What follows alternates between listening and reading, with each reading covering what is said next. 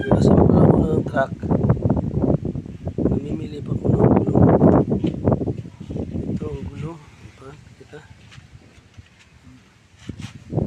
Okay. Ari ang makina niya. Malaki makina yan. Tapos ang oil nandyan.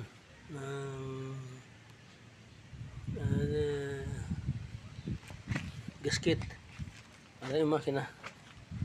Titesting ko kung nakambyo. Atras. Tapos primera. Primera, segunda, tercera, cuarta, quinta. Ayan. Tapos neutral.